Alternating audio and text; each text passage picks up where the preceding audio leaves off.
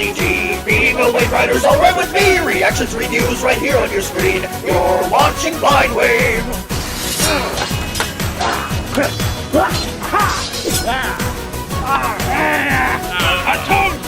Yar, Infinity G. Being a Wave Riders, all right with me. Reactions, reviews, right here on your screen. You're watching Blind Wave.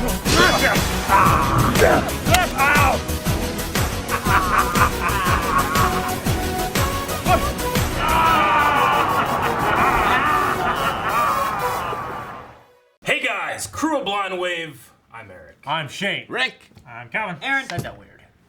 I'm Shane. You are Shane. And we are Blind Wave, and we are here to talk to you about Black Sails, the series. Yes. The entire series. We've spent the last year or so here watching Black Sails. Just and about. It has become definitely my top 3 TV shows of all time, maybe top. Honestly. Yeah. Really? Yeah. Very. Especially what we've done on the channel. I've loved every second of it. Yeah. Definitely the favorite show I've ever reacted to. Yeah. I'm gonna wait a year or two to reflect on it. You know what I mean? I've gone back and watched some parts, honestly. Yeah. My #1 live action show Yeah. for me. It's been fantastic, and it's definitely #1 in terms of shows you've never heard about. Yes, Like for best sure. shows you've never heard of. I mean, I've since we've started polls and stuff like that, I've always heard you guys should do Black Sails, it'd be perfect. And I'm always like, it's a pirate show. We'll get to I everything. forced it upon us. Yeah. Well, the viewers forced it upon us. I Definitely. forced it on the poll. You forced it on the poll. Well, it did win a poll, and we want to thank all those people that support us on Patreon. Thank God for those people. Yeah. Absolutely. Without And you guys, that'd be amazing. That's one thing I like with the polls too, because it's a way of pushing different shows that maybe we wouldn't pick up ourselves because of you guys choosing them and stuff. So this is definitely one that enjoyed a lot, and if you haven't seen it, you definitely should. Yep. Yep. Okay, well, I thought a fun thing for this video, because this is going to be kind of a wrap of all of our feelings, and you guys, the viewers, thank not only to our patrons, but all the viewers that watched the reactions throughout this last year or so. But we thought a cool little wrap-up would be, let's go over the actual story of what this was a prequel of, and that's Treasure Island. I started not reading because it's me, but I started listening to an audiobook We have Yes. a copy upstairs. of Treasure Island. An audiobook? No, a Damn it, physical Rick! copy What's of the the point? book. What's the point? I got about half hour into it. It makes old tradition, like campfire. That's I how didn't, stories are I didn't have passed a lot of down. time to listen to it. I probably I, didn't have time to I read. read it a long time ago when I was a kid, and then I've seen Muppet Treasure Island, and I think 1 or 2, because there's been 10 Treasure Island movies, but Yeah, one of them has Planet. Eddie Izzard, yeah. Who's that? Really? the comedian. Okay. So anyway, let's go ahead and get into this. This is just a brief summary. Robert Louis Stevenson wrote Treasure Island in 1881. Damn, yo. And it's set in the days of sailing ships and pirates, and tells the adventures of Jim Hawkins and his search for the buried treasure of an evil pirate, Captain Flint. Jimmy Jim. Did you call I'm not Captain Jim, Flint Jim, an Jim, evil Jim, Jim, pirate? He's Jim. No. I wouldn't call him an evil pirate either, but, But the name around, Long John Silver, is an evil pirate. yeah. Yeah. To an extent, It's the legend of him. Yes. His legacy, which Flint has. What all did he destroy? Charlestown, and he was part of that, and he was just wreaking havoc. He was on- the dragon. yeah. Yeah. Actually, I read this earlier. Someone was saying that Lon John Silver's parrot, his name, Captain Flint. Yep. Okay, the story begins at the Admiral Benbow, and it's an inn that belongs to Jim Hawkins' parents. Mr. Bimbo. A mysterious stranger called Billy Bones, who rents a room at the inn, warns Jim to look out for the one-legged man. Yeah, I got this far. Yep. One day, Billy is visited by a beggar called Blind Pew, who gives him the black spot. I remember him. The first member of Blind Wave. I remember him from Muppet Treasure Island. Yeah.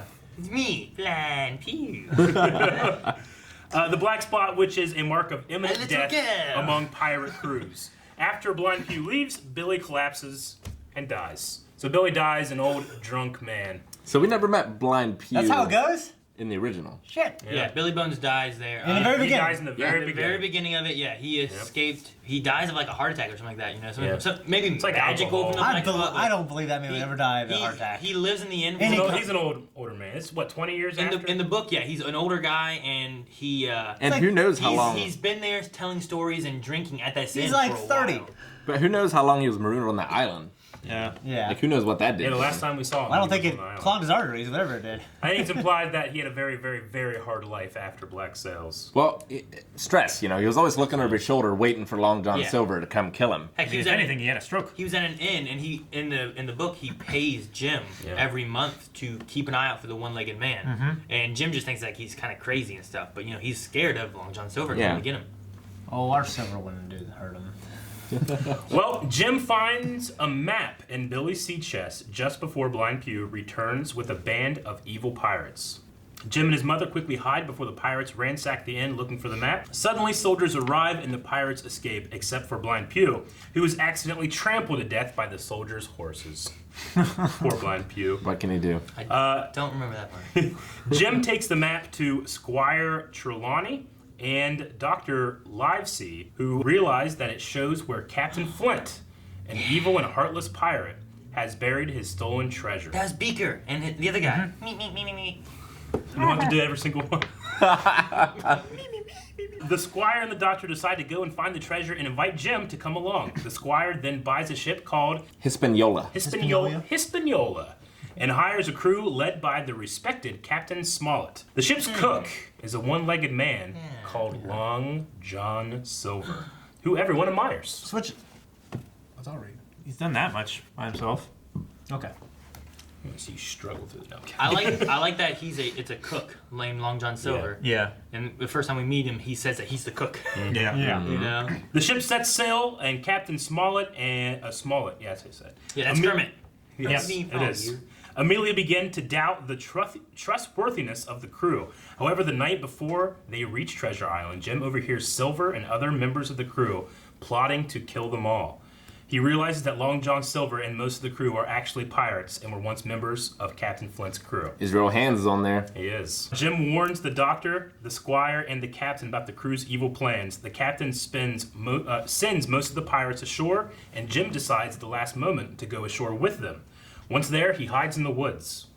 While Jim is hiding, he comes across Ben Gunn, an ex-pirate who has been marooned.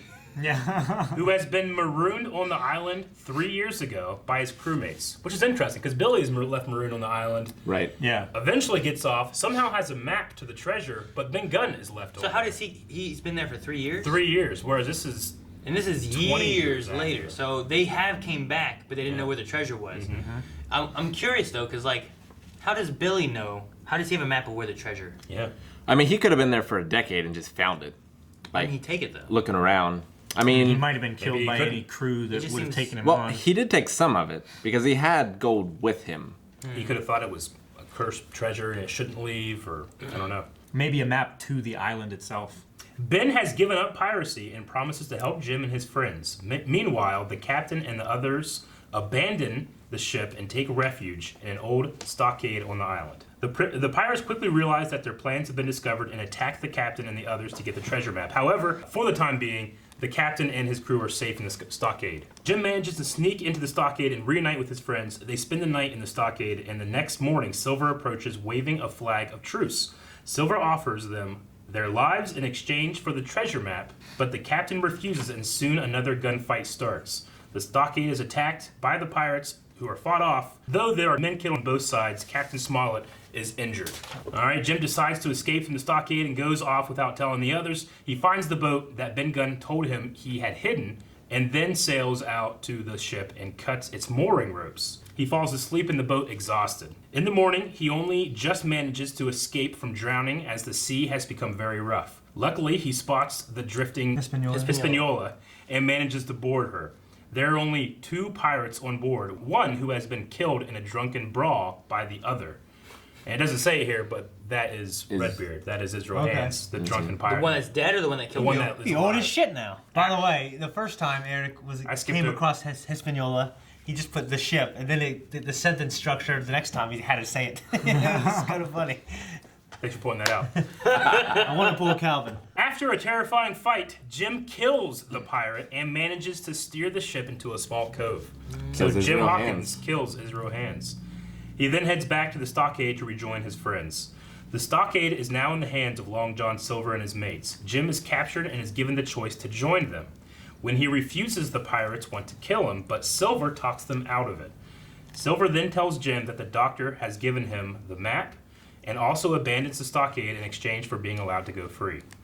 Silver tells Jim that he is now on the side of the doctor. At this point, the pirates attempt to give Silver the black spot, but withdraw it when he reveals that he has the map. They agree to go and find the treasure the next day. The treasure hunt begins and Jim is dragged along. The weather is hot and sweaty and the pirates are edgy. When they finally reach the spot where the treasure should have been hidden, they discover only an empty chest. Silver immediately realizes that there will be trouble and gives Jim a pistol for which to defend himself. The pirates turn angry on Silver and are just about to attack him when there's a shot from the woods that kills one of them. The doctor and Ben Gunn appear and the pirates run off, heading for the remaining longboat left from the Hispaniola. Jim and his friends get there first and demolish the boat. At this point, Ben Gunn reveals that he dug up the treasure several years ago and is now in his cave. Jim takes everyone to the Hispaniola and they transport the treasure from Ben's cave to her hold. Silver still claims to be on the doctor's side and he helps them at every opportunity. Finally, they set sail and they leave Treasure Island and the last couple of pirates behind. They then sail to America to get more crewmen and more there for one night. In the morning, they discover that Silver and some of the treasure has disappeared. Finally, they return home. The captain makes a full recovery. Ben Gunn becomes a respectable citizen, and Jim swears never to go chasing treasure again. No one ever hears of Long John Silver ever again. And got his citizenship. So that is Treasure Island, and we get to learn about the At least he fates didn't steal of it some of our all. characters. Muppet Yeah. Treasure Island is very similar. It's very, Yeah, But it pretty has close. some differences. Yeah. Now, a couple of things that leaves out. Yeah. It doesn't mention Maddie, who is alive and well in the book. Yeah. Silver is running an inn, apparently, and his wife does all the business, and she's a woman of color. Yeah. I think, as it calls her in the book. Okay. Okay. Okay, but it doesn't mention her actual name? But he gets back with her? I would assume, I mean, he's been with her that whole time, according to the stories anyway, Okay. that he opened an inn, like, after But it the never events mentions of... her by name. There's a lot of or people of anything color, like though. that, then. You know what I mean? Yes, but Maybe he likes black women. After her. in that time period, it's a little Yeah. strange. Okay. Yeah. Blackbeard had a ton of women. Well, I mean, Who knows? it's one of those what other things they were, where, you know, Silver kind of put that treasure behind him, but was told that eventually it's going to get back to you. You know, all this piracy stuff, you're not going to be able to stay away. And he ultimately doesn't. He tries to go back for that treasure. Well, Yeah. I think he goes back for it because he doesn't want Billy to get it, at first anyway, because fuck Billy, Yeah. obviously. So I think that's kind of what broke his mold to begin with, Sure. was he, in the book, if I remember correctly, Billy went to Silver's Inn that he was running, and that's where he got recognized. And that's started the chase of Sure. trying to find Billy. Oh, okay. Yeah. Now I keep... I mean, I was like, in my head, I'm thinking, all right, you know, Luke Arnold, what's he going to look like 20 years from now? I was like putting that in there. You know? Oh, yeah. And that's definitely something I want. You know? Like, Yeah. you have Right. Luke Arnold, you have Israel Hands. Yeah. You'll have an older Billy Bones and what he would look like Yeah. dying Yeah. in the beginning. I mean, Ben Gunn you would still need. If they did like 10 years from now, then they could just age him It's up really another only 10 like- years, you know? That's really only like 4 characters, right? Is there anyone else that you really... Not really, but I mean, who's left? They can find a way to put... We got to think, too, like, a lot of the characters in Black Sails are historical pirates. They're not fictional. Yeah. Right. Who all die before... Well, yeah, I mean, there's a couple of cool things that I learned, you know, because after we stopped watching the show, I was able to just kind of go and Dive into feed it. on all the information. But, you know, we said at the end of the show, it's like, who is this Mark Reed? Very, peculiar. I found out about that. She's actually Mary Reed, because you were like a woman. I didn't want to say it on the film. I know. I'm like, I look like a fucking girl. Yeah, but it I wasn't. thought it girl. was... It was a female Glenn, actress. I thought it was Glenn Close again. You did say that. But it was No, a we female all actress. said about that. It's like, No, I don't think anyone Looks said like- that. So what's the story of Mary Reed? Well, Mary Reed and Anne Bonny are actually in Black Sail or Black Flag, the Assassin's Creed game. I kind of forgot. I'm like, oh, okay, that Oh. makes sense. She was a woman who masqueraded as a pirate, or as a man, I should say, and ended up with Anne Bonny. They both eventually got imprisoned, and the way they got out of it was because they were supposed to be hanged for piracy. The way they got out of it was they either pretended to or did get pregnant somehow. But Anne, I think, either Anne or Mary, I'm not sure which one, does die either during childbirth or somehow in prison. The other one gets out and has a kid. But Gotcha. yeah. Interesting. So yeah, that's interesting. And you know, it really, with that in the context of remembering the show, Anne kind of looks at Where's her. Jack like, at? That's what I want to know. Anne yeah. kind of looks at her and looks her up and down and is like, "You're a woman." Yeah. You know, is what she's thinking, I guess. Yeah. Jack is, you know, he has the Jolly Roger, which is the flag that he, you know, makes popular.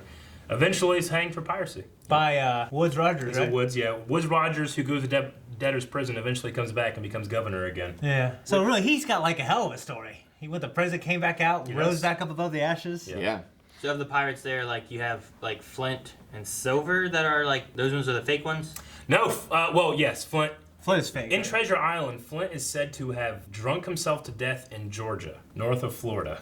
Yeah. So they kind of say, yeah, that's exactly where he is, but we don't know the stories. You know? Right. Jack is a historical pirate, like Jack Rackham, Jack Jane Rackham. Bonny, Yeah. Vane. Charles Vane. Vane is, Vane's the real one. Yes. Avery. But Flint was made Blackbeard. up, right? Flint's made up. Yes. Silver Silver's is made made up. up. Is Blackbeard a made Blackbeard up one is as well, real. or is he a Blackbeard historical one? is- Okay. Yeah, he's And real. he was killed. Because sometimes that's what I wonder too, is like when watching it, which ones of these are actually made Yeah. up from Treasure Island they bring over, which ones are ones that they use for the story that were historical pirates. I'm kind of relying on a lot of this on memory. So if I get something wrong, I'm sure people will let us know. But No, they would never do that. they'd probably, they'd be silent. Man, what have we got home from piracy? I think that's all the kind of like major things to think about after watching the show. I know like historically Charles Vane was killed in Port Royal, not in Nassau. Yeah. But he was hanged. Did he say get on with it then? Huh? Did he when he was hung? I don't know. Yeah, I don't know. What was his last word? Please tell me. Okay, I'm gonna pull up here on Twitter. We asked you guys to go on Twitter and put up the hashtag Black Sails Q&A, I believe it was. So we're gonna see some questions here. Okay, so AB, this is an interesting one. Okay. What are your thoughts on Eleanor now that the show is over? I feel like you guys really gave up on trying to understand her after she got her revenge on Vane for killing her father. I was pretty harsh on Eleanor for a couple times that last season. So what are my thoughts on Eleanor? As a whole, yeah. Now that you know her complete arc. I like the way her arc ended. Me too. For her. I mean, I think people, Yeah. when they love something and it ends badly, they make the mistake of saying, well, I don't like that because of that last memory. You know what I mean? Like, I historically didn't like her. Yeah. But I like the way she went out. She went out being brave and doing a good thing. You know? Sure. So, she's got that. Yeah.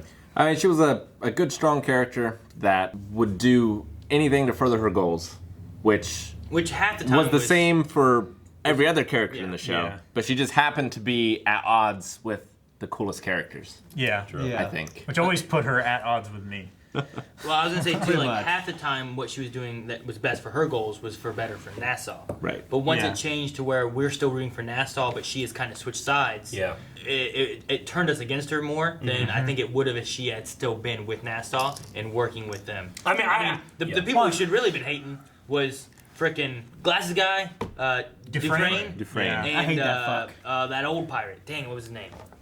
Oh, yeah. Shoot, what's that old pirate's name? Hornigold. Horn of Gold. Yeah. Captain Horn. It was Yeah. two syllables. Like those should have been the ones that we were really mad about because they turned her in and then she had to switch sides to live basically. You know? Yep.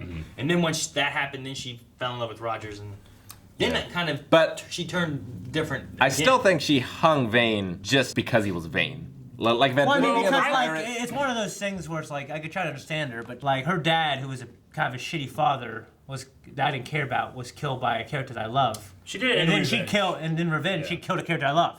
Like in the In revenge for her moment, shitty father that I didn't care about. in the moment, like when she killed Vane, I saw it to be very hypocritical. You know, Yeah. she was giving reasons why she was doing it, but those weren't the real reasons she was doing it at all, which Yeah. made me just absolutely hate what I was seeing. But yeah, he killed her father, you Yeah. know, in cold blood, and hung him up. You know, so Yeah. I definitely I could have thought about that. Yeah, as which it I was feel like happening. most people would I be thought about upset and they would want justice for someone who killed their own father. Yeah. So. Yeah. And her and Silver will be two of the most interesting characters to watch it again. I think. The only thing I never really bought with her is I just never really bought the way the love affair just kind of happened and they were just suddenly married. I was like, oh, well, okay. I had to just kind of accept it, you know? Yeah, I assumed she was playing the game. Yeah, that's You what I know. assumed, but I assumed too much. I guess. It Yeah. could be possible too that it started where she was. Let me make sure I don't die, Yeah. and it slowly turned into. Also, more remember, like Yeah. more than courtship that. back then might not have been as long, and there's other motivations involved. Hell, half the time a marriage not- it was involved because of two families needing something, or Yeah. it pushed Oh. their fortune better. Yeah, or but I mean, something he like that, was you know? married at the time. Yeah. Like he had to go out and get a divorce from a wealthy woman that fucked him in the end because called in all of his debtors. Yeah, he got Yeah. fucked. I mean, he really got fucked over. Yeah, but that's what I'm saying. Most of the time, that's what a marriage was. So it didn't mean that he cared for his wife at all. Whereas now he's on this island doing what is like his goal, and he hears a woman that also shares a similar goal. Who has a wealthy family? that he starts falling for, you know? And then maybe she was like, I just gotta stay alive, you know? Oh, he is falling for me, you know, he's a good guy, I wanna go with him. Yeah. And then he was kind of not a good guy. Yeah, no. Cobb asked, why did it have to end? Well, it did have to end, but fortunately they were able to end it on their own terms. Which I hate when a show, especially as good as this one, can't do that. I would. I think it would have been really interesting for it to be able to have like one more season, like a 5th season. Not to add more there, but to be able to kind of prolong that 4th season to the sense of maybe tell the story a little bit more. I felt like there was supposed to be a little more between 3 and 4. I thought the characters came together and Silver kind of was right there. If they had one more season, they could have kind of told the story a little bit longer, be able to give us more on maybe like the Eleanor thing that, you know, you're like, well, I didn't feel like they fell in love. Maybe you could have gotten that more, but they were like, hey, last season, let's speed it up and get it all told, you know? Yeah. So I think one more season would have been perfect for it. And a lot of times I think 5 seasons is really good for a show to be able to like, here, take 5 seasons, tell the story you want to tell. Yeah, and don't overstay their welcome. Yeah, because then you're not expanding too much. Yeah. But you're not like, well, you got 1 season, tell a story. Yeah. Yeah. I'll be happy if we ever get some kind of Treasure Island adaptation. It kind of reminds me whenever George Lucas told Mark Hamill, you know, in 30 years, I'm going to bring you back and you're going to play Luke again. Mark's like, oh, okay. And it happens. Yeah. Van Stagoth says Mark Reed was actually Mary Reed and Bonnie's partner and possible lover. Who was your favorite character from each Blind Wave crew member? My favorite character. It's pretty close between Flint, Silver, and Vane. Yeah, it really is. There's a lot of good Vane characters. right now. They have unbelievable moments. Silver probably's got the best arc, I think. But Flint, I like Silver and Jack a lot. Jack is, if I'm not counting that, like the 3 main characters, Jack is the man, dude. I'm just saying, like, out of the characters and stuff, like, how can you not love Flint, Silver, Jack, Blackbeard, Vane? Blackbeard is... You know, I mean, the Blackbeard story that he has, and the fact that he won't give up and tries to save his crew by wearing down Rogers is such a crazy, sad, but awesome moment for him, you know?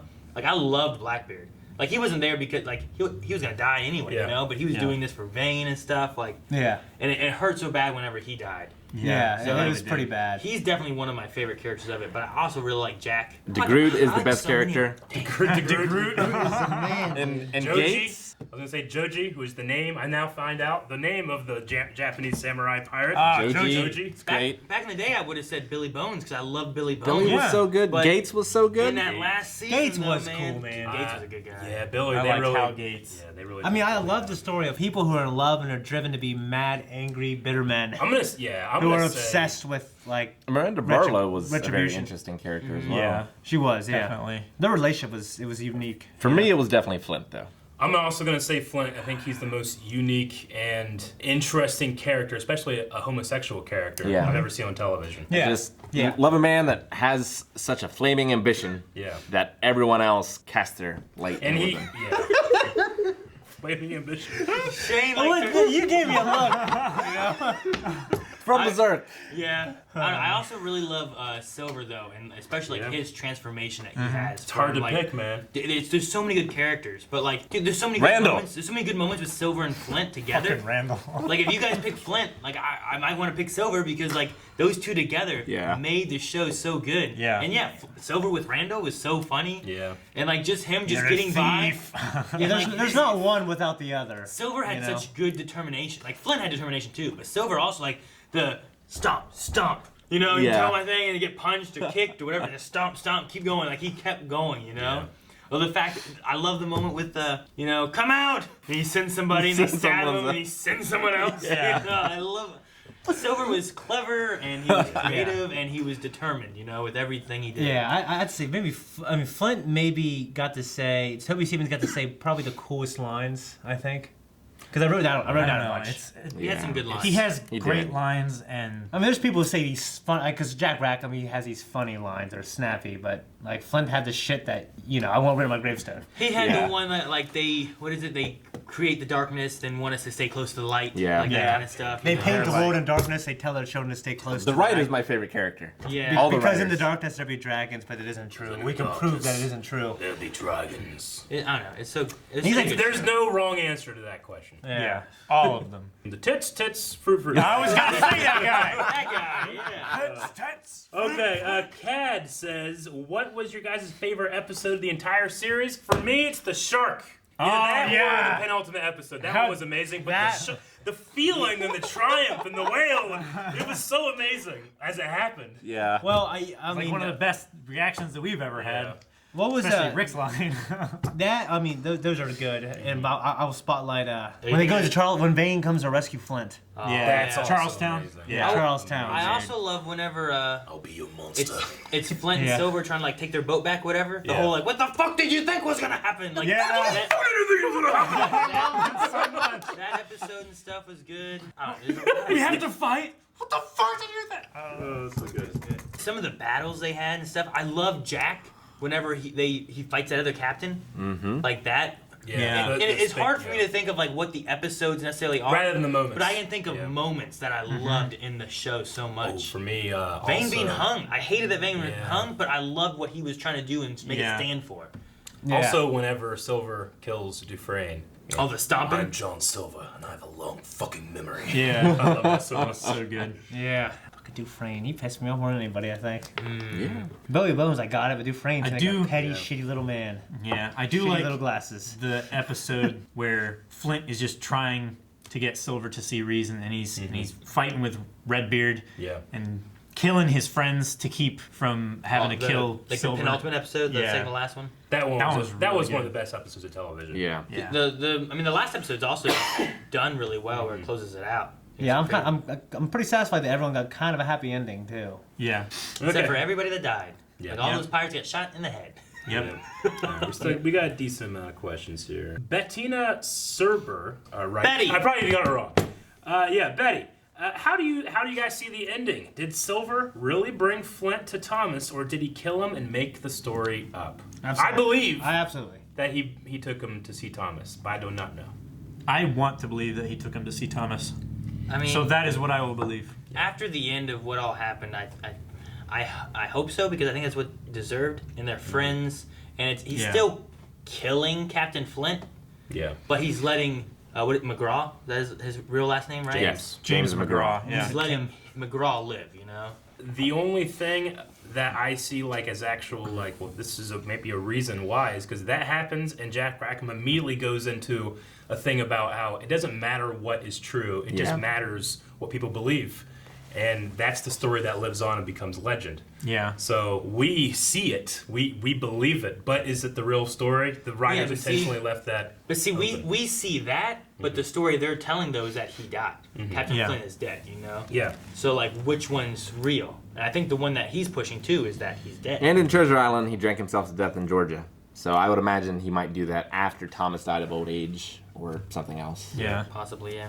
Another piece of evidence that and I don't believe this, but another piece of evidence is that whenever they have that scene and he's pointing the gun at Flint, you hear a gunshot faintly, and all the pirates turn and start walking towards it, and then we never come back to that. They intentionally made it so that you can fill in the gap. Was there a anytime you want gunshot?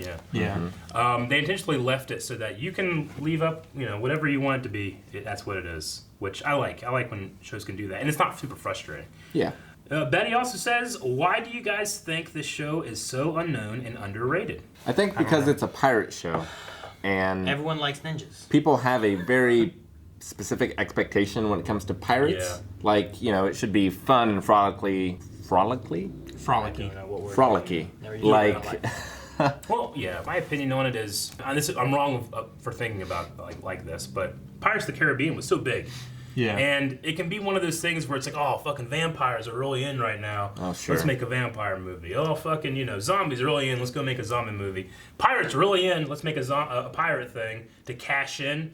And people might be like, I seen the pirates. I got pirates. I don't need more pirates. Yeah. Unfortunately, this is so superior in Yeah. every way for me. Yes. And granted, they're very different things. You gotta look Pirates at- of the Caribbean. It also- but I prefer this so much This also more. takes away like where Pirates of the Caribbean had like that magical, magical, mythical kind of aspect. Yeah. This here talks about legend, but it's Yeah. not the legend of like I magic. can't think of any other serious take on pirates on a movie or a show.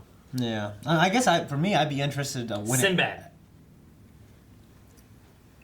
I'd be interested in when it aired. Like, did it air prime time the same time as Game of Thrones and other stuff, and it kind of got overlooked by people? It's possible. I don't know how Yeah, I mean- popular was Spartacus? Fairly. Yeah, fairly popular. For people that had stars. Not everybody has stars. This is another one of the star shows. But I mean, right? like, So, that's what I'm saying. like all my friends who loved 300 and Gladiator said it's like 300 and Gladiator put together. Yeah. And like, you know, like. I mean, Game of Thrones was on HBO, not everyone has HBO. True. Yeah.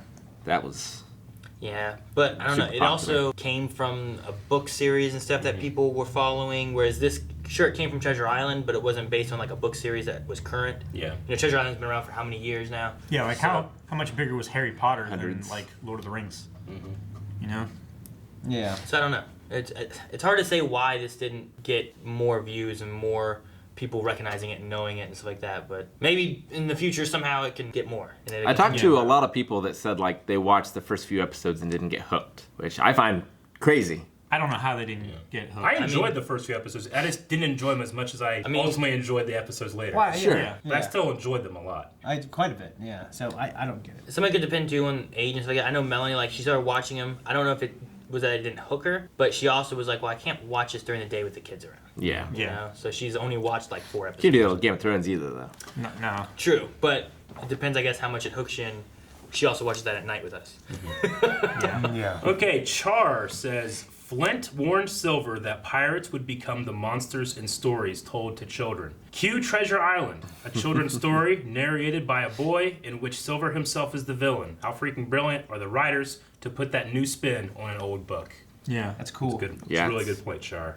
Yeah. Great. And Char's another one too. He says, how do you think Vane and Teach would feel about Jack's decision to compromise the war in order to bring down Rogers? Jack and especially Flint, definitely, but even Blackbeard, they kind of had that thing where it was like, you know, if you want me to respect you, you got to do the stuff that requires respect or earns respect. But Jack does kind of just turn his back on that ambition. Yeah. I mean, in order to do something different. Like Blackbeard definitely never would have done what Jack did.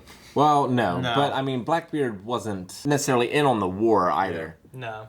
I mean, he was just there for Vane. And when Vane died, that's why Blackbeard Yeah. was there fighting. Yeah. Blackbeard might feel like it's a slight against Vane. You know what I mean? Why is that? Yeah. Well, I mean, we even said it at the end of the series. It's like, doesn't it feel like Charles Vane literally died in vain? You know? Yeah. Because they just ended up dropping all this. Yeah. You know? As far as the war, they were still after Rogers and stuff, but they Yeah. didn't get Nassau like Yeah. what. But what was Vane wanting out of it all? Were they talking about a big war whenever Vane died? Yeah, he was supporting, Yeah. like, He was yeah, trying to. I don't know if it was as massive. That's why they went after Blackbeard, Yeah. right? But I wasn't sure. Because like, he was well, trying to get the people of Nassau to actually revolt and rebel. Yeah, At that point, but it was was it just- to the point of a war against Britain, like what it was turning into for Flint, or was that more about like we're taking Nassau back?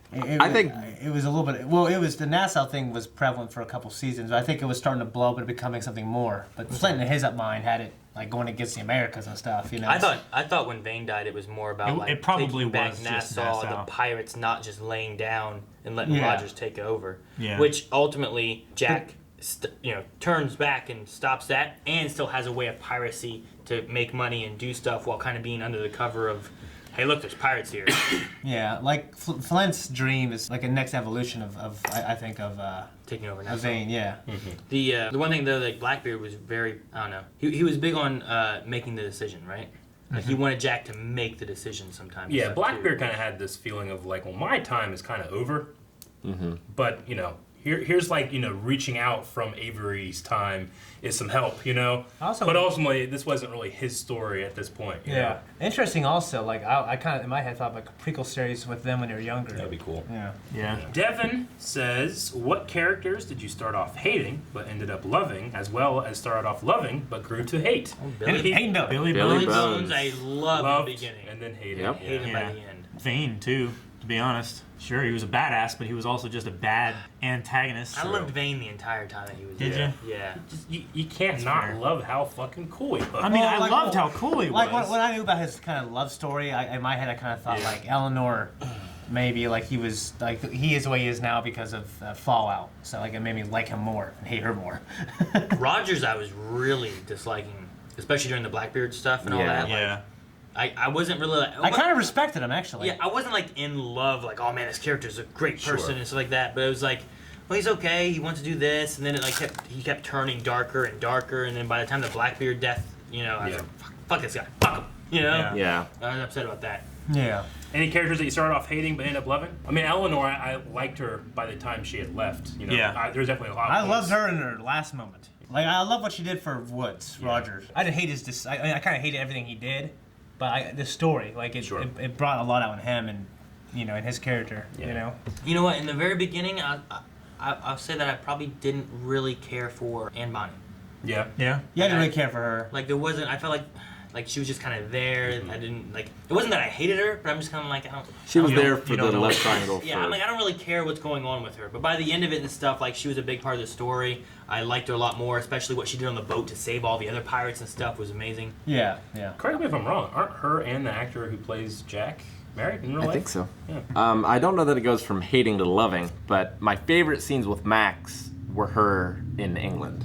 Yeah. Like talking with, or not in England, but talking with the Gunthries and like. Yeah. At that point, I started to really like her character, and before she was just kind of indifferent or more in the way of the stuff I enjoyed more. I didn't hate Maddie at all, but I grew to like her so much. Not just actually not because she's a love interest in one of my favorite characters. In spite of that, it was her strength and determination to help the slaves. Yeah. Like, you just couldn't help but root for her, no matter what side she fell on. And she was on the opposite side of Silver a lot, Yeah. So, yeah. And then, I did really, really dislike that Flint killed Gates. Yeah. I really dislike that. When that happened, I was against our boy Flint. Yeah.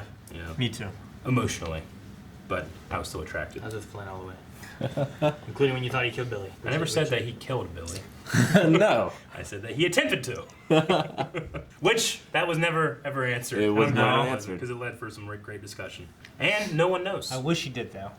Yeah. I wish he would had. now, yeah. Yeah, I wish he would have tried, but he I didn't. wish he was dead. But then we'd be all mad about him killing Billy back then, Yeah. Yeah. Billy Lawrence, our editor from the series, Hey. who, whenever he took the editing job for this series, was like, I've never seen it, and he watched it in a week or two. He's like, yes, let me watch it. Let me do it. Yeah. He's a great He editor. says, the people who worked on the show have talked about a possible follow-up movie/series focused on the story of Treasure Island, but not for at least another 10 years.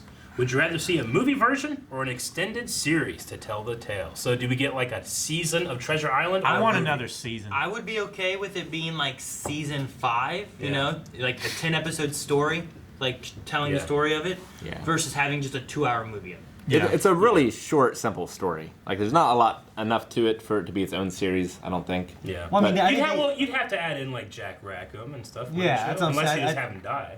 Yeah. I think adding in Jack and Max, but I don't think it would need. It'd be a matter of taking the story and adapting it to what you have here, and then telling the story here with other characters. I guess I can imagine like a 1-season thing, or like a 3 or 4 episode miniseries. I'd make it a movie so that all those people can have starring roles in a movie. Yeah, true. Yeah. Hampus says, what was the first moment of the series that made you really fall in love See with Max it? naked. No, I'm just That was great. It was the pearls for me. The that- line. Yeah. At Where's that the moment, I was like, tits this fruit is fruit funny. at? That's pretty good. That was a That's good moment. Yeah. That's fruit. I really enjoyed that. I don't know. I mean, that first episode I loved. I mean, I was like, I think I'm gonna love this show. Like, I know it was like the worst episode. Let me introduce you to Blackbeard. Dude, that was a great moment. But that was like season 3 or something, wasn't it? No, he meant like the first episode with the Harry Bush. Yeah. Oh. Yeah. Yeah, season Blocked 1, it out of my episode mind. 1. Okay. Let me introduce you to Blackbeard. Yeah. Alright. There's a lot of really good moments. I don't know what moment was like, I love this show. Like, I never didn't love the show, but definitely it went on like a rocket ship with the fuck you, fuck you. No. Fuck no. Fuck no.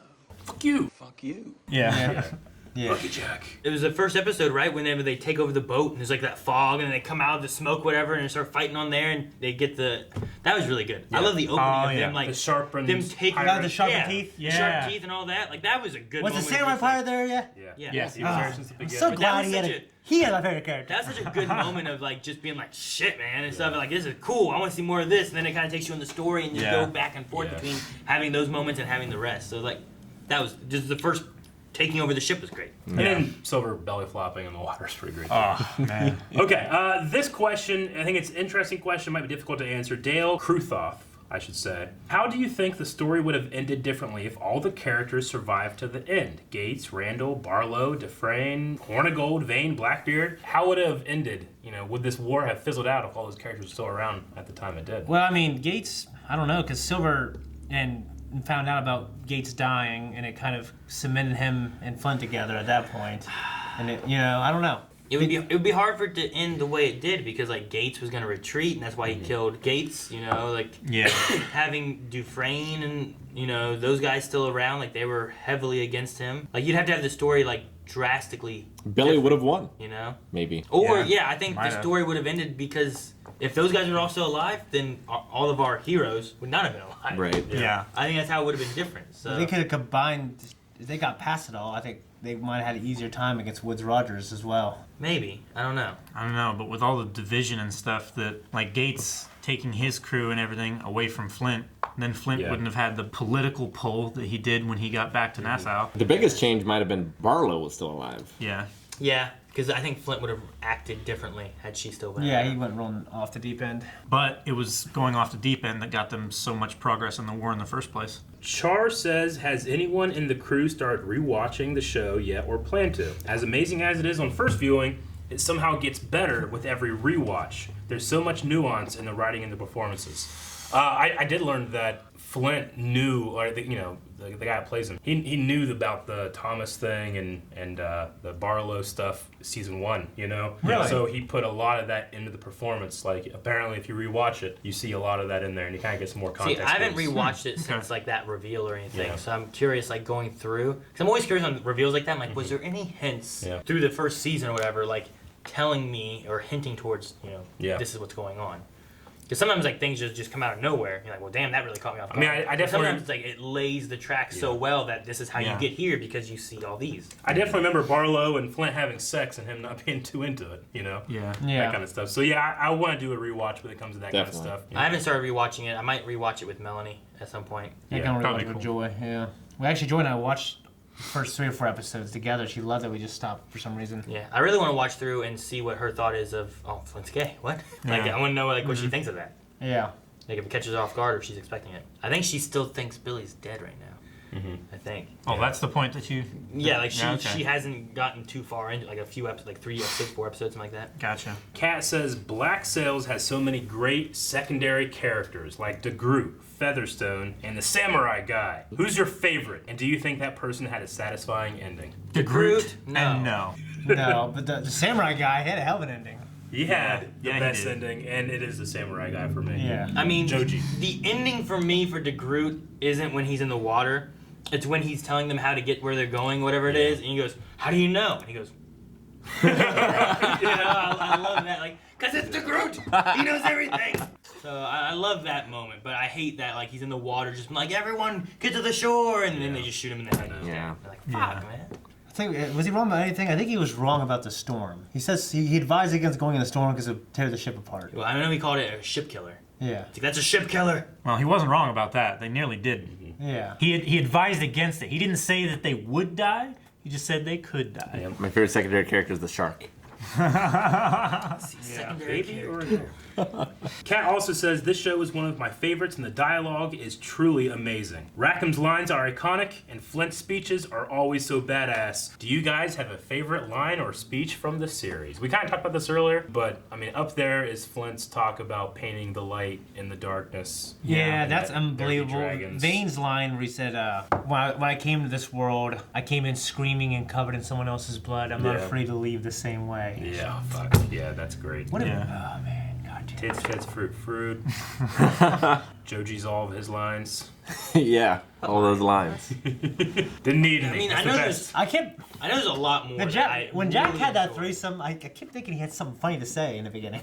I loved whenever they said, "How dare God keep wind from these men?" Yep. That was a They great didn't line. say that. That was a great line in there. But yeah, the writing was incredible. It's the kind of writing that I would expect to see in like a book that I wouldn't think would work on television. Kind of grandiose. Yeah. Yeah. But they perform it so well. Almost like a Shakespearean sort of Yeah. thing. Yeah. The most hype any line I ever got was "Sincerely, Long John Silver." And that's Yeah. how the season ends. It's the first time they've created this legend. Yeah. Max that was Max pretty is hyping. perfect with it. Long John Silver. But that fire was also great. Whenever he's like, "Fire." Fire! Yeah, it's so good. He just punched at one time. Okay. Dude, man, Flint went through so much Flint, trying to yeah. make things work the way he wanted to. It's crazy. Well, it's ridiculous how close of a call was so many times. Like I kind of forget the first couple seasons where remember the like, how's he going to get out of this, and he does. The- And then later we expect him to. Rogers was talking to Billy Bones, like, who would you say would come out on top of this, you know? And he's like, well, you got Flint, who's desperate on his last leg. Alone, and, disadvantaged. yeah, you know, and he's like, but he comes out on top every other time. He's alone disadvantaged, you know? It's not the first time. Yeah, it was like you have, you know, the ship, all of the men, good weapons, and Flint is alone by himself on an island with no ship, no men backing him up, A couple weapons, a couple and knives. I don't know who's gonna come out. Yeah. Amy says, do you guys have a favorite acting choice made by the brilliant Toby Stevens, who played Captain Flint? Hashtag, what the fuck did you think was going to happen? That was the hashtag. That's a great one. I really liked all of whenever Flint just couldn't keep being Flint. Yeah, whenever in he the broke cabin down. and he breaks down, he shows his emotion so raw in Yeah. front of the camera. Not everybody can do that, man. And it's Yeah. great. Blackbeard as well. Like the look Yeah. he gives, and he's like, "You can't fucking beat me." After being under the boarded, or what do they call That it? was Keyhole. also pretty Keyhole, great yeah. too. Keelhauled. There, yeah, and Blackbeard too. Like, and just every once in a while, he'd be fucking with Jack, and he'd just give this little smile, like he's having a great time doing it. He had some great looks. Without saying anything, Yeah. Blackbeard had great looks. Yeah. And you knew exactly what he was thinking. Nikki says the creators say that the final shot of Silver and Maddie is the closest they will ever be emotionally again. Would you guys have been able to forgive him that betrayal and without proof of Flint's fate? And do you think Flint will ever forgive Silver? So they're saying here that the creators say that, you know, that last time they see each other is the last time emotionally they'll ever be that close. So, you know, depending on what happens in Treasure Island and if that was Maddie and stuff like that, I mean, it could just be Flint just won't leave her alone. I don't know. Silver. Maybe. I'm sorry, Silver. Yeah. I had to do it one last time. I definitely believe Flint ended up forgiving Silver. Well, the thing with him is that you get into the conversation they had before, where they were talking about, like, if you had a chance to have your loved one back, Yeah.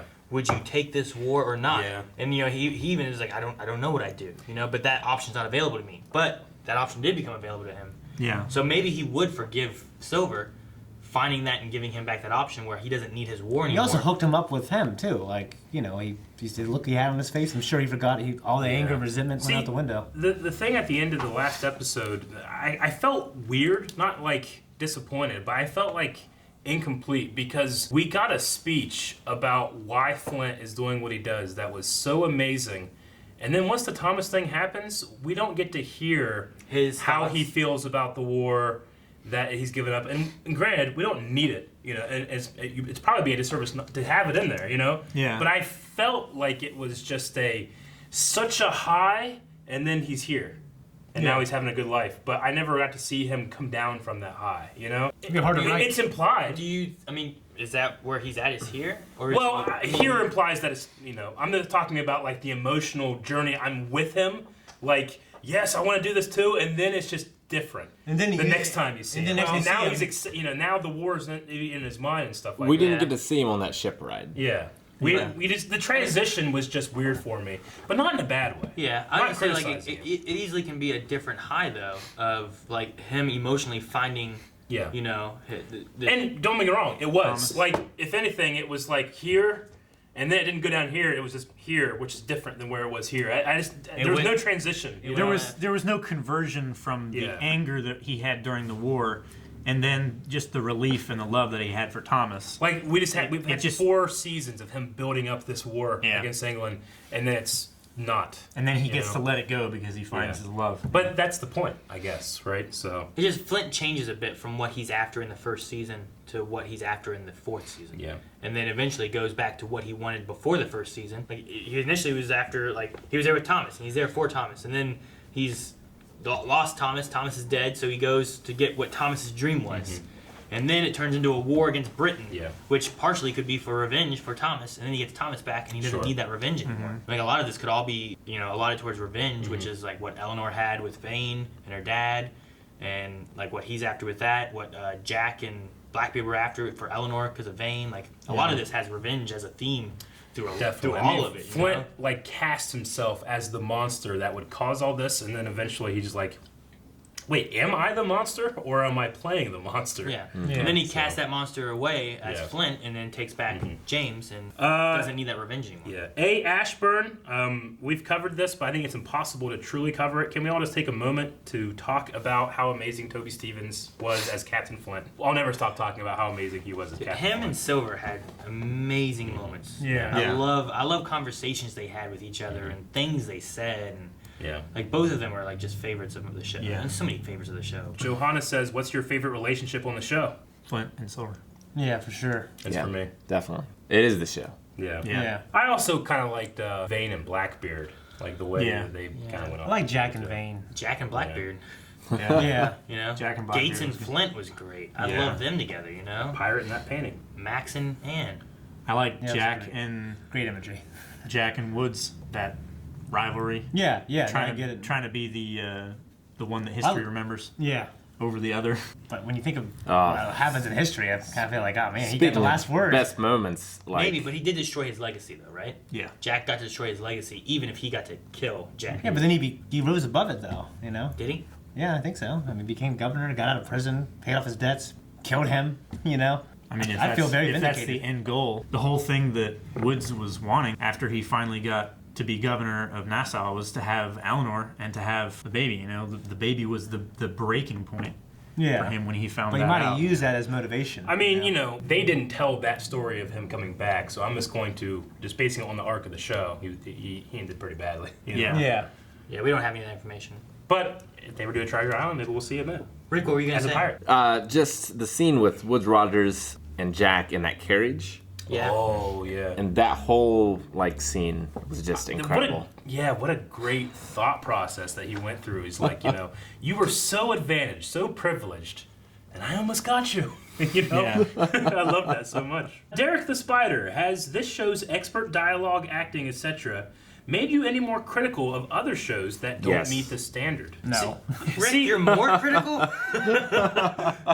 See, Some shows don't try to do that, and Yeah. you know, and with me, I judge a show based on its tone. Like, if a show is taking itself extremely seriously and earnestly, then I judge it more harshly than something that's like, you know, this man runs real fast, you know? I take that more of a lighthearted, and I don't go too crazy with it. But when a show, like, demands that, like, no, this is fucking real life, and you bet, you know, and then they fuck up, I'm like, hey, you fucked up, you Yeah. know? Yeah. Well, even things, you know, the CW universe that we watch has Legends of Tomorrow that Yes. I take things very differently in that show than I would Arrow. Yeah, of Which course. have very different tones in each one. You know? yeah. So it It's really based just, on the tone. I mean, having some kind of line like they paint the shadows and the Yeah. light, and you know that in Legends, like it could be a cool moment, but maybe that fits much more in like Arrow's like tone than it does Legends tone. But Yeah. it just depends on how they write it and what they do. Magnus says, thank you guys for your excitement about the series. It's so fun to rewatch and see new people discover this gem of a show.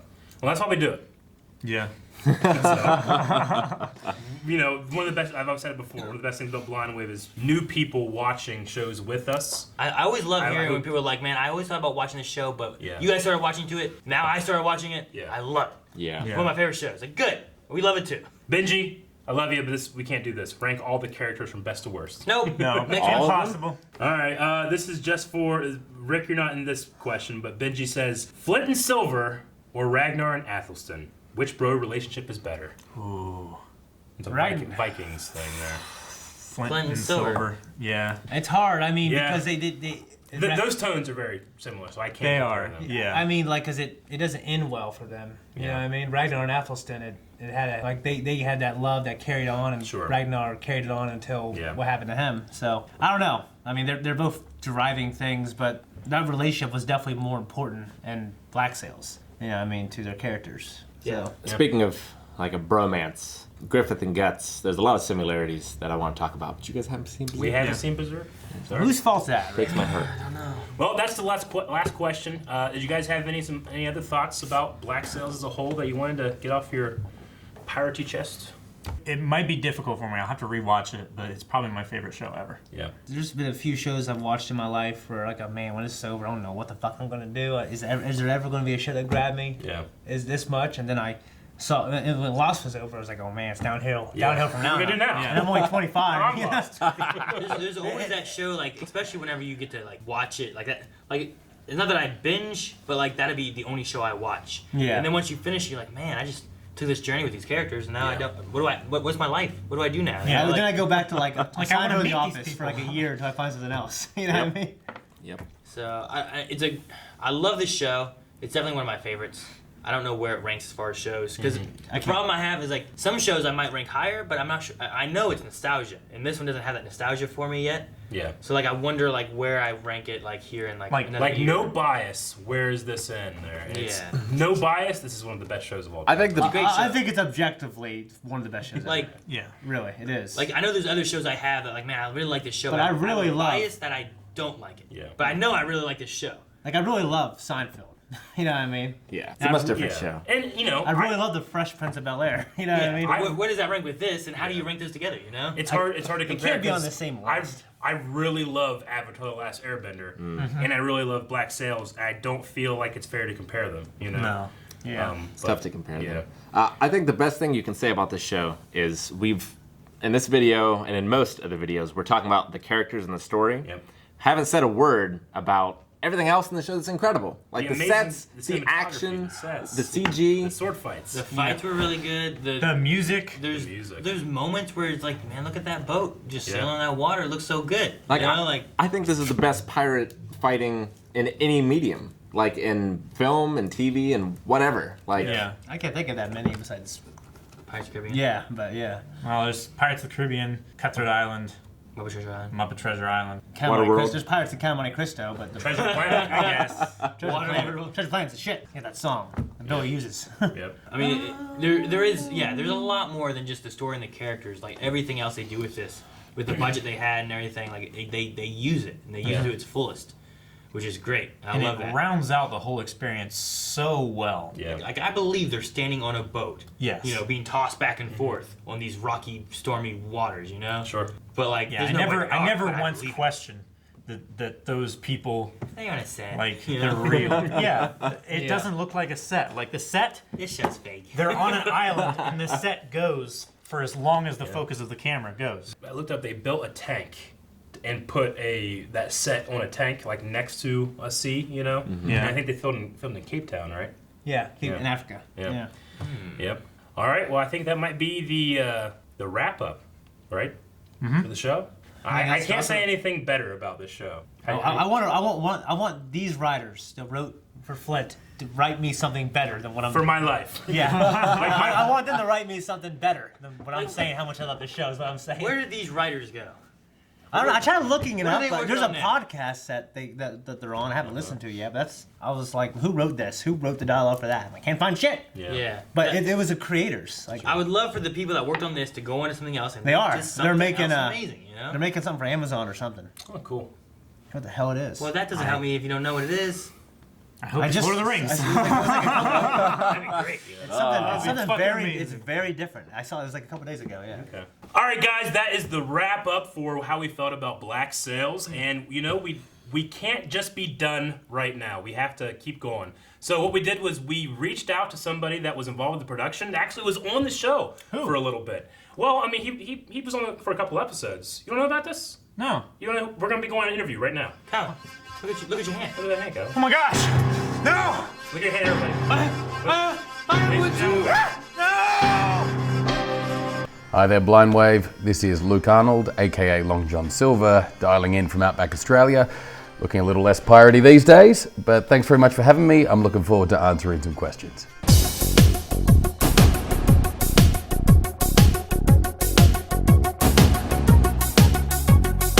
When I auditioned for Black Sails, I went in an audition for the role of Charles Vane. Then I went in and met with John Steinberg for the first time, and we talked through the potential few season arc of Charles Vane. Then I found out that maybe I wasn't going to be Charles Vane, that I was actually on hold for two roles. So if they found a Vane, I'd be Silver. If they found a Silver, I'd be Vane. And so that went on for a few weeks. I was training to be a pirate, was, doing all of that crazy gym stuff we did. And then I got word that they found Zach McGowan, a perfect Charles Vane, and so I would be playing Long John Silver. And then we kind of hit the ground running. Really, first of all, just trying to deal with the crazy amount of things that were happening in season one. And I guess always we knew that Treasure Island was there. So there was some sense, even though in some ways Silver felt more like he was a MacGuffin or the comic relief in season 1, that there would be this evolution. That at some point, in my head, I always felt like if he didn't lose the leg, what were we doing? That we have to get to that point. And the line that stood out from Treasure Island was that Silver was the only man that Flint ever feared. So I think the only thing we said early on was that we wanted that to not be typical. That not to make the most obvious choice as far as what that meant. So yeah, I guess there was always a sense, I think, with me that you wanted Silver to be a different guy every season. That because he was the new guy in town, that watching this place change him, watching Flint change him would be the evolution of the character. I guess I didn't really, as far as how far that would go, I guess, with the beautiful thing for season 4 was, Silver having a love story and kind of, almost being the Tony Soprano of this group at some points, where he's at the center and having Flint and Hans and Billy all on the other sides. I don't think I really expected that I'd get to that point of having such a central role in the plot of the show, which was really, a nice surprise.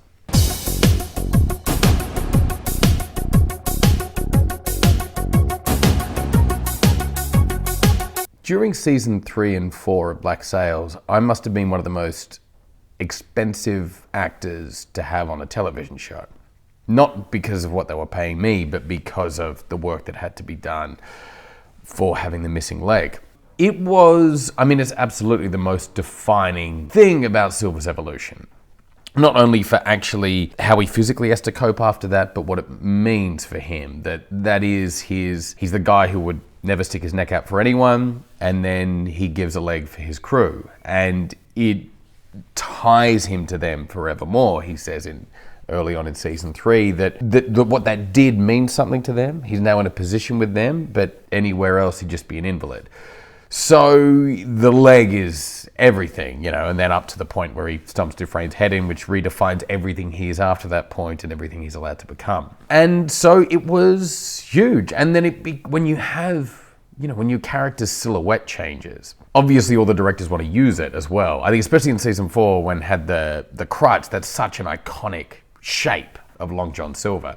So it did mean that every scene would pretty much begin with the director going, okay, look, you're going to stand right down the end of this beach and we're going to film you coming up. And we just shot the hell out of it. None of that ends up in the show because, the story is more interesting. But there was a lot of limping around and a lot of featuring the leg in what we were shooting. And for that as well, then it meant, a lot of that wasn't me. I had an amputee double, this great guy called Ben Diego.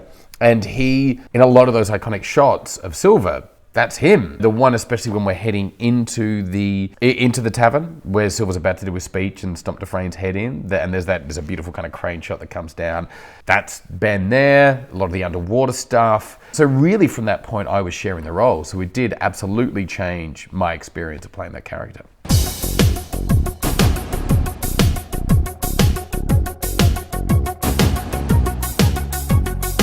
Hardest things to shoot on the show. There were a lot, and a lot of the most fun stuff was the hardest. But I think for me, anything on or in the water was always a pain in the ass. I don't know, most people know that the boats, we were never in the ocean, definitely. And then we were sometimes in the tank, but a lot of the boats couldn't actually go on the tank. So, mostly we were on dry land. And those boats were still a pain in the ass anyway, just being on them all day, and they get hot and they're cramped because the roofs are down here. And it's just full of, pirates and crew. That was all pretty mad, but really anything actually in the water. It was a running gag for season 1, 2, 3, pretty much, that there were so many scenes where I'd be out at night in the water and it wouldn't end up in the show. It was almost guaranteed that if I got in the water, especially at night, especially as it was getting into winter, there's no way that would be in the show. It began with the very first episode, that time that Max and Silver go up to Flint's ship and he breaks in and he finds the directions to the Urca de Lima. It's meant to be like Silver runs out and jumps out in the water and the guy comes out with a torch looking for him and I'm like holding my breath underneath. So, that's like a complicated thing of being out there underwater, and that's, Cape Town at 3 a.m, not in the show. The scene of me in season 4 where I come out of the ocean and Hans fires me, that was in the ocean, which if you know anything about Cape Town water is freezing, and we shot that whole thing twice. And then, of course, all the actual drowning stuff, which was day after day after day. We were on 3 different sets, so in 3 separate water tanks to shoot that sequence, all at different times of the year, because then when you build one water tank, crash it down. So even though when we began that, it was summer, but we were still shooting all that underwater stuff, like getting, towards in Cape Town, the beginning of May, which is actually where it's getting quite cold. And it's just freaky. Being pretending to drown and being underwater, fully clothed with hoping that when you give a signal, someone's going to come and give you air. It's freaky. You'd get used to it over time, but it's nuts. So for me, I still think about it anytime, because I'm shooting other stuff now and you have some tough days, but any day I'm dry, I'm fine. I am not going to talk about what I think happened at the end. I think there's lots of very contentious views. I think everyone's should be allowed to read that ending as they see fit.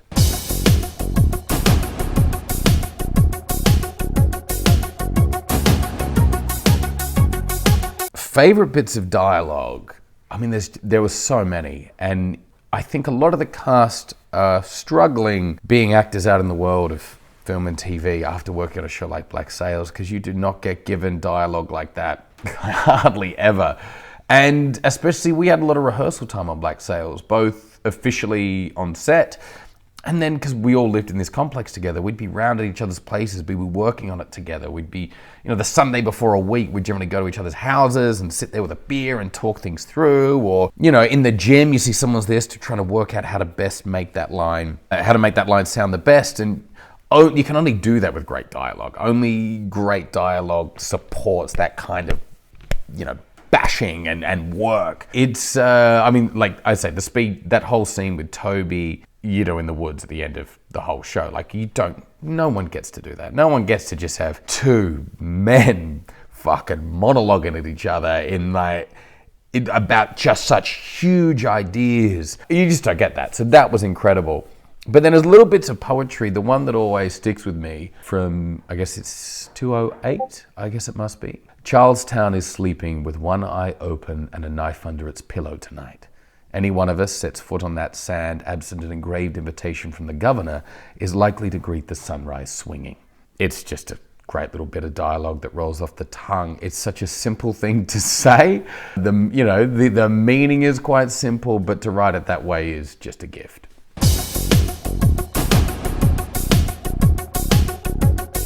Flint and Griffith. Interesting comparison. I'd say that absolutely there are some similarities there. I think it's an amazing, those characters that just inspire people to rally behind them, people that were once their enemies, or adversaries, that inspire this kind of following. I think probably both of them at the beginnings of their stories. You can absolutely see at the beginning of both of those stories some similarities between those two. But as time goes on, well, they both go to some pretty dark places, but I think kind of differently dark places. Why are pirates so persistent in our culture? Why do they keep popping back up in our stories? I think we have an obsession with freedom fighters, with revolutionaries, with people who try to tear apart the system and change things for the betterment of themselves or people around them or for society and culture in general. Pirates are a strange one because they were that strange mix of, warriors fighting for themselves, but there was something strangely political about it. In some ways, democracy began on pirate ships. There's certain rules, everyone had a vote. So it's a really strange, interesting time in history as well, I think, in that way that so many of the other things that have happened in the last few hundred years kind of get brought back to this time when the world was changing, when the accepted norms and letting the people in power keep their power, that was all being broken up, and somehow the pirates were right there at the crux of this turning point. Also, there's something about just that idea of freedom. And the image of, there have been lots of freedom fighters out there. There's lots of, and people who fought against the system, but it doesn't look as good as it does in a painting or, in a video game as when that person standing on the deck of a ship crossing the boundless sea off to some new land with cannons and cutlass and parrots and great bloody jackets and hats. So I think it is a perfect mix of actually where they stood historically and also just somehow design-wise, they cut an impressive figure. I'd love to take it completely outside the realms of, the creative arts and media and stuff at the moment, but I do think the thing that most springs to mind right now is story in general, especially prose. Reading a lot of novels right now, trying to kind of catch up on what I think were a few quiet years of not reading as much as I wished I did. And also, but that does, once you're really reading great writing, great literature, it bleeds into everything else. It's philosophy and politics and culture and history. And so I think at the moment I've got a creative mind, so I usually springboard from a creative place, usually from a bit of writing or a TV show, and I like to see what road that goes down. So trying to limit not my writing to just fiction, but also history and philosophy and all kinds of things like that.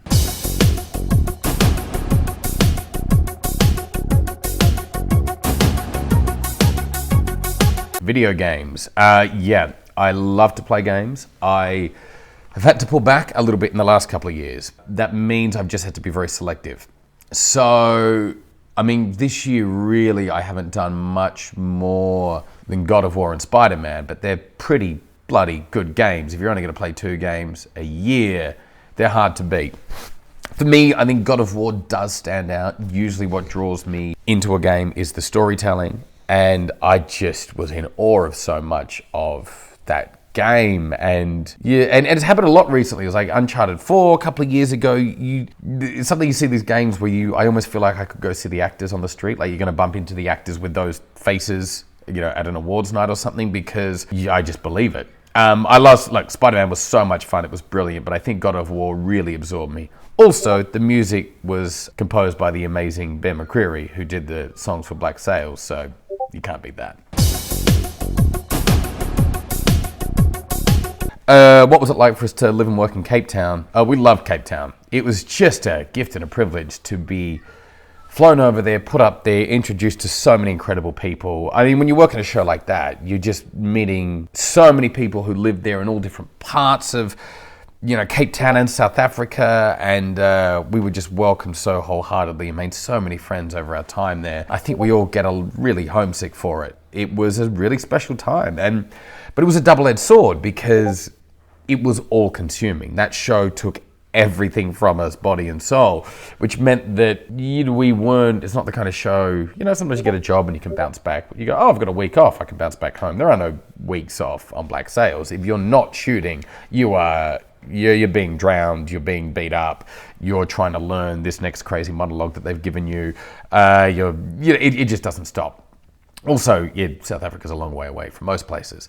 So it was all consuming, but it meant that we were a real family. We were very close. We got to live an amazing life, and we got to completely commit to the piece of art that we were making. Because of that, it also meant that as we were getting into season 4 and everyone discussing about whether we think this might be the end, we were also happy to, put a cap on that jar of lightning and let it be this beautiful little moment in time.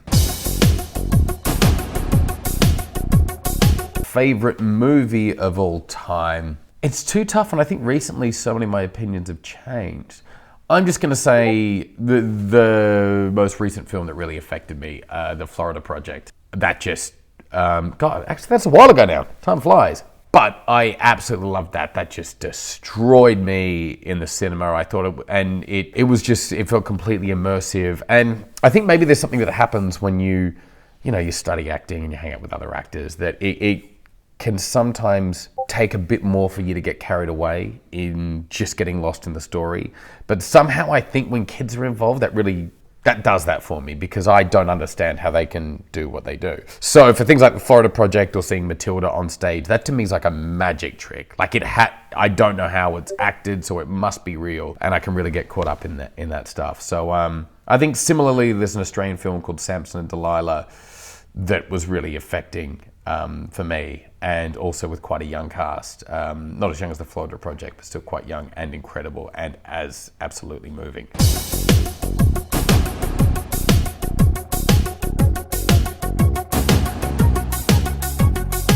Yeah, it's really interesting, this whole reactions thing. I think it's been really good, especially for a show like Black Sails. You know, we didn't come out the gate being having as many viewers and publicity as we would like, but because we stuck the landing, I think, and that the show got better and better, it's had this life afterwards that's been really amazing and really interesting. And I think to continue that, these reaction videos like what you guys do really helps continue that conversation.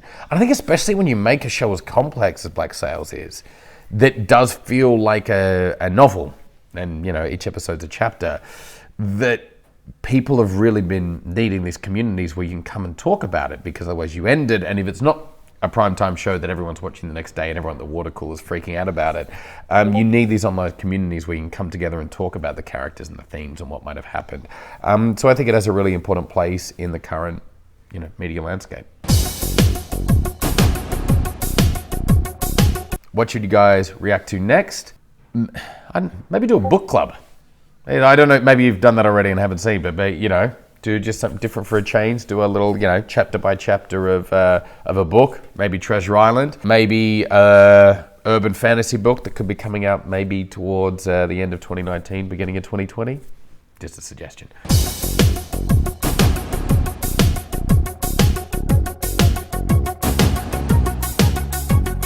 Yeah, I was assistant to the Swordmaster on the Peter Pan film that was shot in Australia in 2002, 2003. So I was kind of working with the Swordmaster. We'd choreograph the fights, then we'd teach the stunties and the actors and kind of train them up. Even before that, usually what would happen is that me and the Swordmaster would work out the sword fight. We'd get the stunties to rehearse it, and I'd film it, edit it, send it into the director. It was kind of, you know, a part of that process. Now, this was mostly just the basic sword fights. I mean, we had a guy, Brad Allen, from the Jackie Chan stunt team. We had the Matrix fly team. So we had all kinds of incredible people who were doing all different sections, but specifically for the, you know, the more fencing-based sword stuff, that was really in our corner. And as well as then, as it kind of, when we were really kind of scrambling towards the end of the film, and there was all the pan and hook stuff, I took over a lot of the Lost Boy pirate stuff.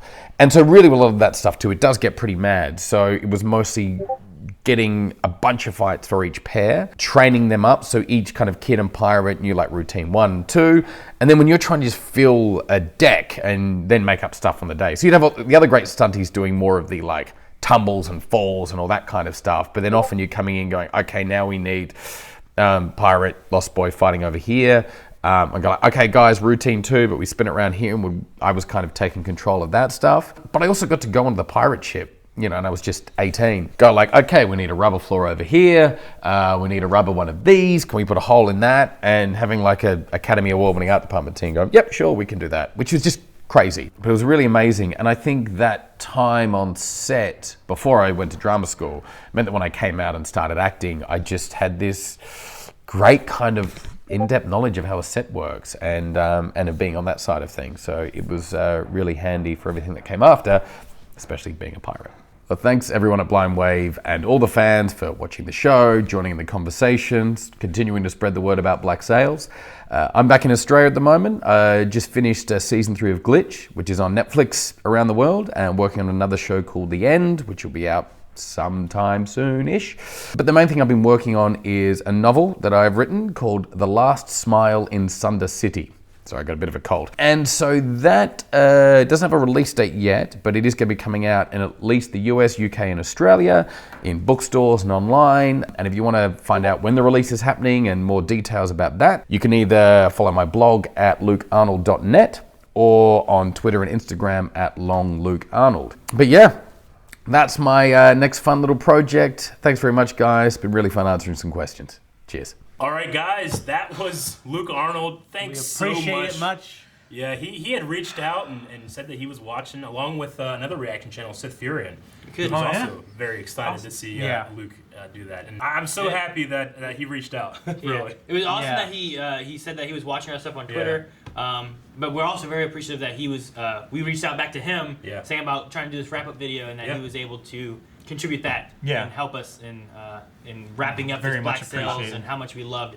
I was at the mall with my kids, and like I was looking at my phone, it just popped up, and I just typed in our group chat, "Holy shit!" Yeah, I was like, I know. I was like, "I'm the first one." Yeah, that was great. So thank you very much, Luke, and thank you, man. Thank you very much. Make sure you guys are. We love you, man. Yeah, we do. We really do. All right, and we love all of you who have watched Black Sails with us for this very long time. It takes us to get through week by week, but I wouldn't have it any other way. I'm glad that we can share our love for the show. And you can see our love for the show grow, but we can share it with you guys, all right? So make sure you keep the stories of Captain Flint and Captain Silver going. Share it with your friends, and tell them about Blind Wave, too. Yes. Next up, what are we going to be doing next, guys? Breaking Bad! All right. All right, guys, thank you very much for watching this awesome video. Thank you, Luke Arnold. Guys, make sure you're going over and checking out stuff Luke's got going on. Yes. And make sure you stick around for one of the best TV shows that I put up there. And if you really love Black Sails, prove it by going to our Patreon. Yeah. Check out Breaking Bad. Bye-bye. Didn't work.